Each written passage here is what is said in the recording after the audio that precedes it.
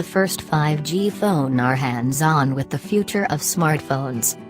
Verizon unexpectedly got a jump on many other countries, including South Korea, where the Samsung Galaxy S10 5G just launched, and deployed its 5G network in Chicago. We spent hours trawling the streets looking for the only handset that could support it, the Moto Z3 with a 5G mod slapped on the back, and then hung around in the limited spaces where 5G signal was being broadcast.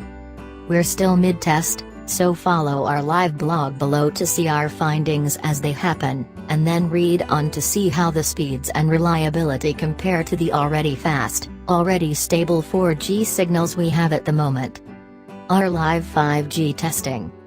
4/4, 5:25 p.m. CT, left the West Loop after a day generally spent without 5G. The millimeter wave technology used is fairly dependent on line of sight, and that can be hard to find, but we'll keep trying. 4/4, 12:30 p.m. CT, popping back outside into the rain to see how long it'd take to download the RAID redemption at 446 megabytes on the 5G network. We gave up after 2 minutes and 30 seconds that had only netted 44 megabytes. A quick speed test showed the lowest speeds we'd seen all day at 59.9 Mbps. Never mind downloading a whole TV show season before a flight takes off, we couldn't even download IGOUAI's Kicking His First Ass.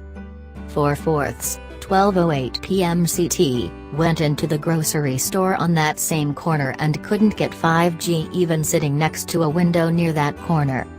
4/4, 11:56 a.m. CT, took the Moto Z3 out for a walk in the West Loop, because the 5G signal couldn't bother to join me indoors on this cold and rainy day.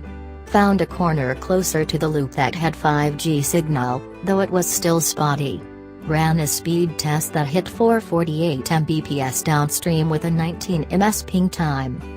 We literally cobbled together the world's first 5G phone when we slapped the newly launched 5G Moto mod onto the back of an existing 4G phone.